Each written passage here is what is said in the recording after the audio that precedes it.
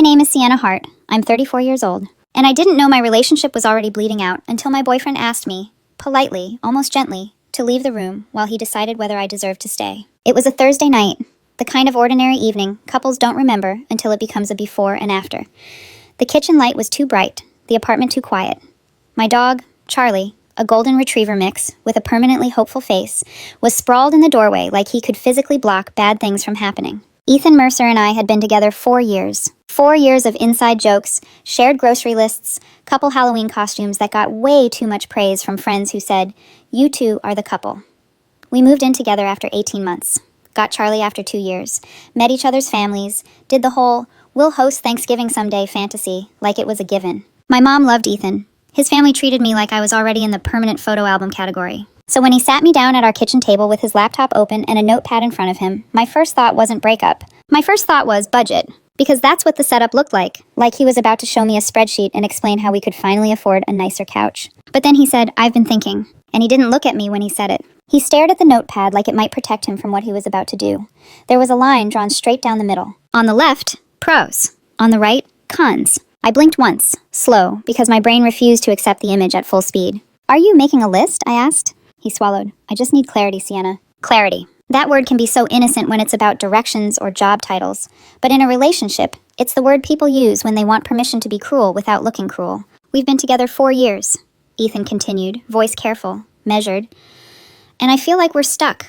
I need to process whether we should keep going or if we're just comfortable." Comfortable. Like stability was a couch cushion that had gone flat. My stomach dropped, but my face stayed calm, because I've always been the woman who holds her expression steady while her insides riot.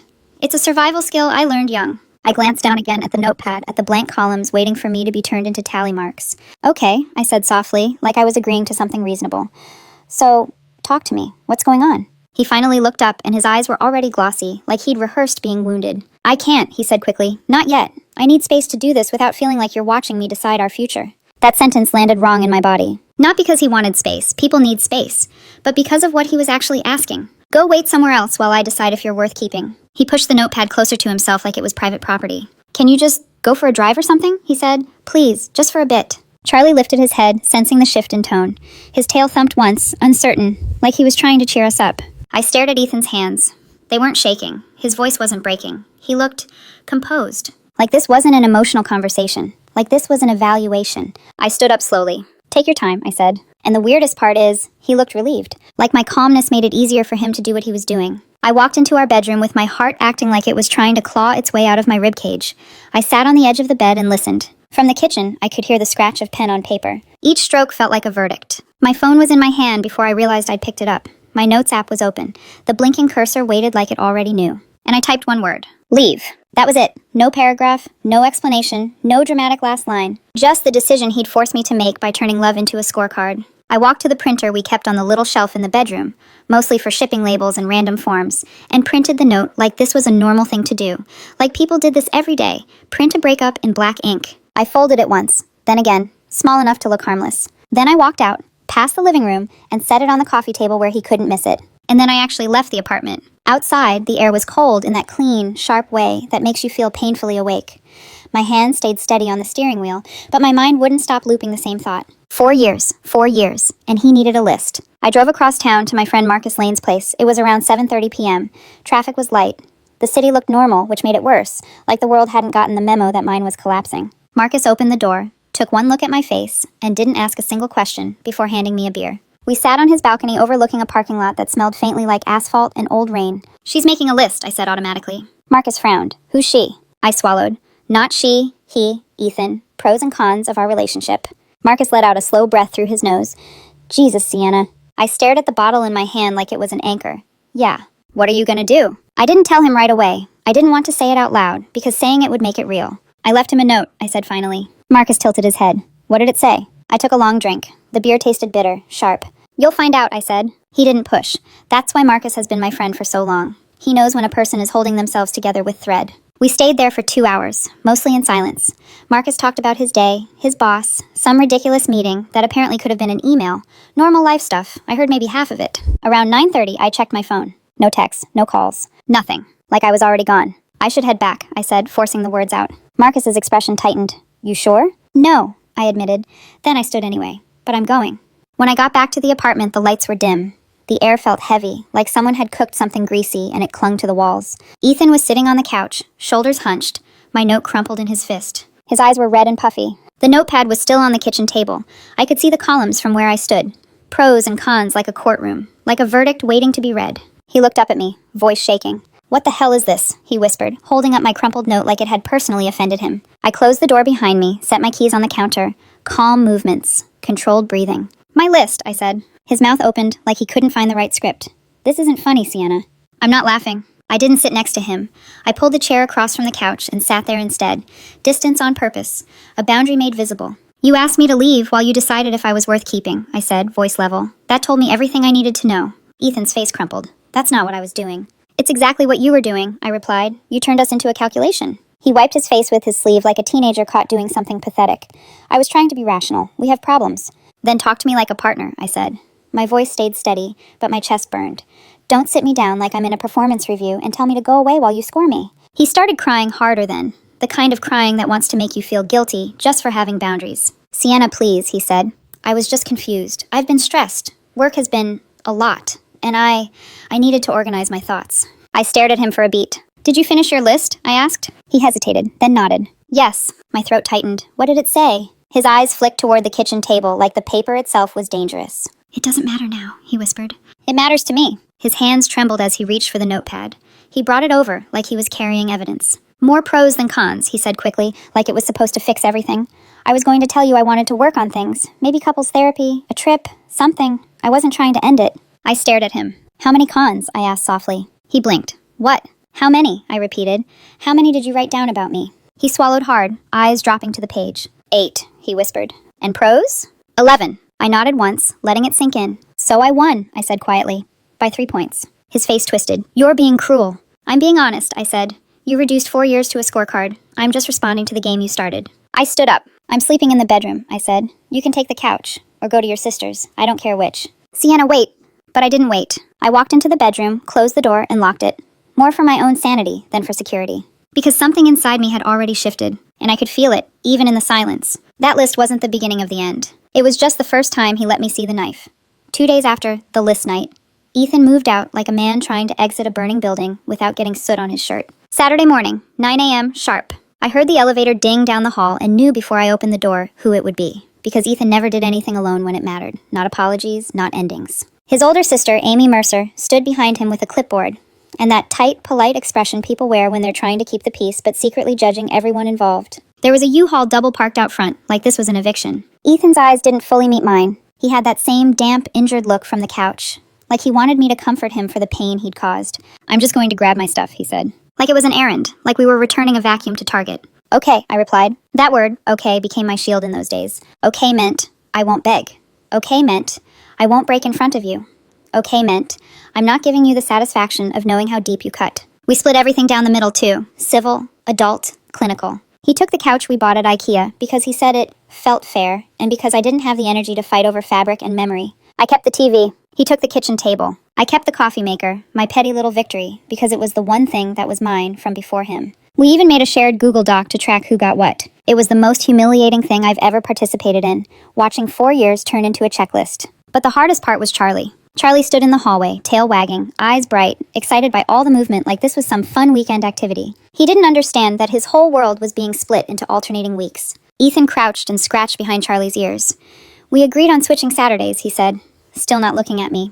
"I'll text you next Saturday for the swap." "Fine." Amy cleared her throat, the sound of someone trying to be reasonable. "Sienna, I'm sorry," she said softly. "I really am." I nodded once. "It's okay." It wasn't. But she wasn't the enemy. She was just the witness. Ethan carried boxes out, back and forth, like if he moved fast enough, he wouldn't have to feel anything. At the door, he paused. "I'm really sorry," he said, finally looking up. His eyes were wet again, that same helpless softness. "I know I messed up. I got scared." I didn't respond right away because I knew whatever I said would either be too kind or too cruel, and I couldn't afford to be either. So I went with the truth. "What do you want me to say, Ethan?" I asked. "That it's fine?" His mouth opened, closed. He looked smaller for a second, like a man realizing the consequences of his own choices. "It's not fine," I continued, voice steady, "but you're leaving, so it doesn't matter anymore." He flinched like I'd slapped him. Then he nodded, stepped into the hallway, and was gone. When the elevator doors swallowed him, the apartment felt like it exhaled, quiet and hollow. I sat on the floor in the empty living room, back against the wall, knees pulled to my chest. Charlie came over and rested his head in my lap like he was trying to keep me together with the weight of his trust. I stayed like that for a long time. Long enough for my phone to buzz with texts from friends that said things like, "How are you holding up? And let me know if you need anything." Long enough to realize I didn't know how to answer any of it. Because the truth was, I wasn't devastated in the dramatic way people expect. I wasn't sobbing into wine. I was numb, like I'd been unplugged. And that numbness almost convinced me the worst was over. Almost. 5 days later, on Wednesday evening, I was making pasta. Nothing fancy, just something warm, because I kept forgetting to eat. I just stirred in the sauce when my phone rang. Marcus. The second I heard his voice, my body tightened. Because Marcus didn't call unless it mattered. "Hey," he said. "What's wrong?" I asked, wooden spoon suspended over the pan. He exhaled. "Okay, so don't freak out." My stomach sank like it recognized the shape of the truth before my brain did. "Marcus, I need to tell you something," he said, voice low. "My buddy Derek was at Murphy's bar last night." Murphy's was one of those places with sticky tables and cheap beer and regulars who looked like they'd been born sitting on a bar stool. Ethan used to go there sometimes after work. I never liked it. Too loud. Too familiar. Like secrets lived in the corners. "What about it?" I asked, even though my chest already knew. Derek kept talking, and Marcus relayed it like a messenger who hated his own job. He saw Ethan there with a woman. Not just talking, Sienna, like holding hands, kissing at the bar, like they were the only two people in the world. My grip tightened around the spoon. The sauce bubbled aggressively, like it was annoyed I was letting it burn. "Who?" I managed. Marcus hesitated. He didn't know her name at first. My throat went dry. "But the bartender did," Marcus continued. "Derek said the bartender knew them. Said they'd been coming in for weeks." Weeks. My breathing got shallow. Because Ethan had been thinking for weeks too. And then Marcus said the part that made my knees go weak. And Sienna.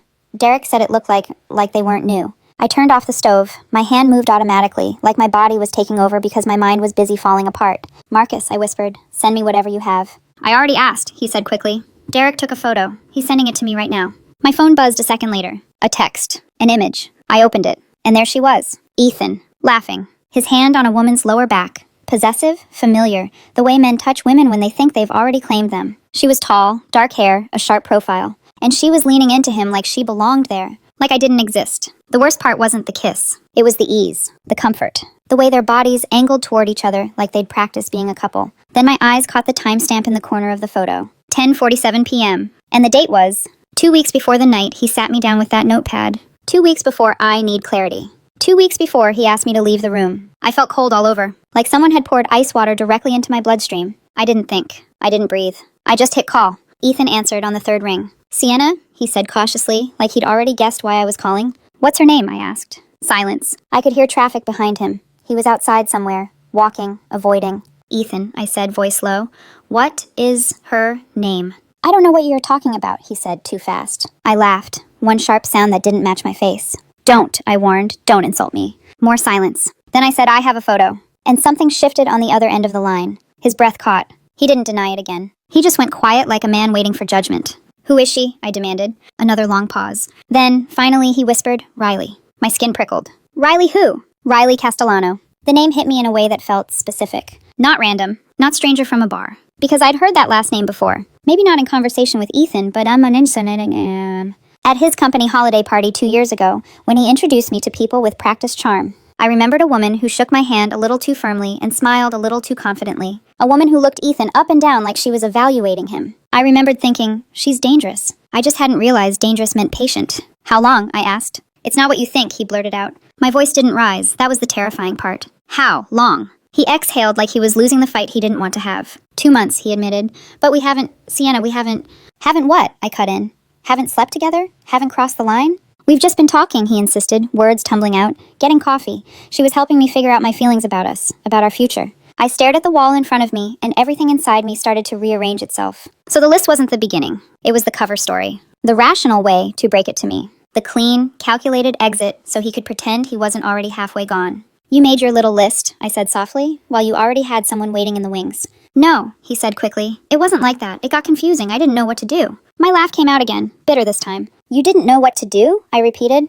"Ethan, you asked me to leave my own home so you could decide between me and your backup plan." "She's not," he started. "She is," I snapped, finally letting the heat show. "That's exactly what she is." His voice went quiet, suddenly sharp with defensiveness. "Don't call her that." And there it was. Not guilt. Not remorse. Loyalty. For her. Something hot and ugly rose in my throat. I swallowed it down. Because if I screamed, he'd tell everyone I was emotional, that I overreacted, that he tried to be rational. So instead, I spoke like a judge. "Don't contact me again," I said.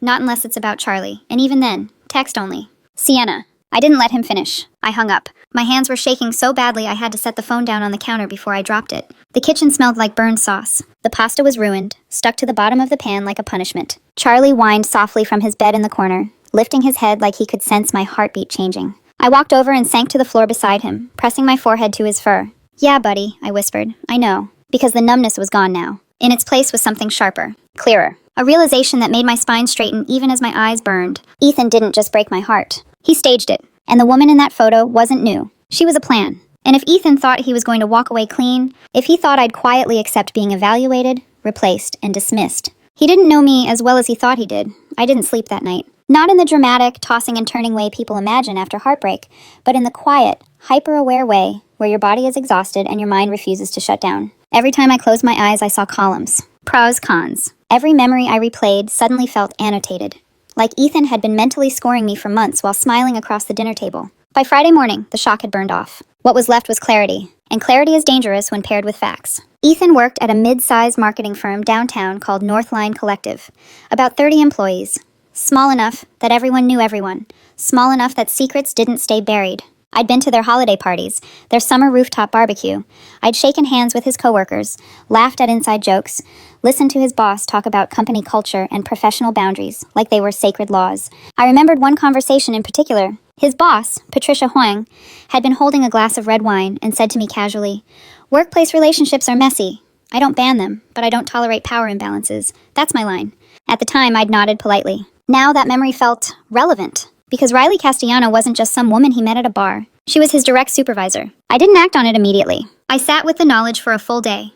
Let it settle. Let myself ask the uncomfortable question. Am I doing this because it's right, or because I want to hurt him back? The answer was both. And pretending it was only one would have been another kind of lie. Friday morning, 8:17 a.m., I opened my laptop before I could talk myself out of it. I didn't write a dramatic email. No accusations, no emotional language, no threats. Just facts. "Hi, Patricia. I hope you're doing well. I wanted to inform you that Ethan and I have ended our relationship. I recently learned he'd been involved with Riley Castellano while we were still together. I understand workplace relationships can happen, but given that Riley is his direct supervisor, I thought you should be aware in case there are any policy considerations. Best Sienna." I read it 3 times. Removed an adjective. Changed a verb. Made sure it sounded like someone who wasn't shaking while typing. Then I hit send. The moment the email left my outbox, my heart started pounding. Not with fear. With inevitability. Because once facts are introduced into a system that runs on optics, something has to happen. 2 days passed. Nothing. No response. No explosion. No message from Ethan. For a brief, foolish moment, I wondered if it had gone into a void. Then my phone rang Sunday afternoon while I was in the hardware store buying light bulbs. Because life loves irony. Ethan's name lit up the screen. I stepped outside before answering. "What the hell is wrong with you?" he snapped. The second I said hello, I leaned against my car, staring at a crack in the pavement like it deserved my full attention. "Hello to you too," I said calmly. "You got Riley in trouble," he continued, voice tight with fury. "HR is investigating both of us. Do you have any idea what you did?" "I stated facts," I replied. "If facts cause problems, that's not on me." "You went behind my back," he shouted. I laughed softly. "Behind your back? You were behind my back for 2 months." There was a pause. I could practically hear him grinding his teeth. "This could affect my career," he said, suddenly switching tactics. Patricia pulled me into her office and grilled me for over an hour. It was humiliating. I pictured him sitting there, hands folded, trying to look wounded and reasonable. "Should have thought about that," I said, "before you used our relationship as a waiting room while you auditioned your boss." "You're being vindictive," he accused. "I'm being accurate," I corrected, something you avoided for weeks. There it was again, my refusal to play the emotional role he expected. He wanted anger, tears, guilt. I gave him composure. He hung up on me. I found out the rest through Marcus, who heard it from Derek, who apparently knew someone in HR, because this city has exactly 3 degrees of separation on a good day. Riley was transferred back to the Chicago office within a week. Ethan received a formal written warning that went into his permanent file. No one was fired, but everyone knew. And in a company that small, that kind of knowledge sticks to you. I expected to feel triumphant. Instead, I felt still. A small part of me felt guilty. A flicker, brief. Then I remembered the timestamp on the photo. The list. The way he told me not to call Riley that. And the guilt disappeared. 3 weeks later, when I thought the fallout was done, my phone buzzed with a name I hadn't expected. Amy Mercer. Ethan's sister. Her message was short. "Hey, Sienna. I know this is awkward, but could we meet for coffee? I want to talk to you about something important." I stared at the screen for a long time. Then I typed back. Okay. We met on a Tuesday morning at a Starbucks near my office. I came in late to work for the first time in years and didn't feel bad about it at all. Amy was already there, sitting in the corner with 2 coffees in front of her, like she'd rehearsed the meeting. "I got you black," she said nervously. "That's still how you take it, right?" "Yeah," I replied. "Thanks." She didn't smile. She looked scared, like someone about to confess something they didn't fully agree with but felt obligated to deliver. "Ethan doesn't know I'm here," she said quietly. I nodded. "Okay." She took a breath, fingers tightening around her cup. "I think you should know some things," she continued. "Things he probably won't tell you." I waited. "He's been having panic attacks," she said. "Like, full on. Can't breathe. Shaking. Since everything blew up." I felt a tug of something in my chest. Not pity. Recognition. Because fear always shows up eventually, even for the people who try to outsource it. "He told me..." Amy hesitated, eyes flicking up to meet mine. "He told me he sabotaged your relationship on purpose." The cafe noise faded into a low hum. "What?" I asked softly. "He's terrified of commitment," she explained, "of being all in, and instead of admitting that, he created chaos." My jaw tightened. "The list," she continued, "it was a test." I stared at her. "A test?" "He wanted to see if you'd fight for him," she said quietly. "If you'd beg him to stay. He thought if you really loved him, you'd prove it by not letting him go." The words landed like a slap. "So Riley," I asked. Amy swallowed. "An exit strategy. Someone to distract himself with. Someone he could blame later if things went wrong." I looked down at my coffee, watching the steam curl upward. "That's twisted," I said. "I know," she whispered. "I told him that. I told him he needs therapy. That what he did was manipulative and cruel, but he's my brother, and he's falling apart." She looked up at me then, eyes glossy. "And I thought maybe if you two talked..." "No," I said immediately. Not angry, not raised. Just final. "He played games with me for months," I continued. "He cheated emotionally, at the very least. He made me feel like I wasn't enough, like I was being evaluated." Amy's shoulders slumped. "He really loved you," she said. "He still does." "He had a funny way of showing it," I replied. We sat there in uncomfortable silence after that. Amy nodded slowly, tears slipping down her cheeks. "I'm sorry," she said. "I just had to try." "I get it," I told her.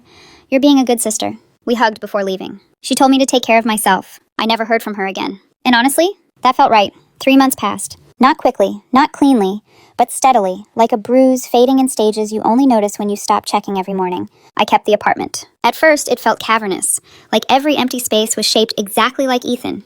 The missing shoes by the door, the absence of his jacket slung over the chair, the way the silence pressed in at night. So I rearranged everything. Not dramatically, no burning sage, no ceremonial rebirth, but deliberately. I moved the couch so it faced the window instead of the TV. Bought a new one eventually, leather, comfortable, mine.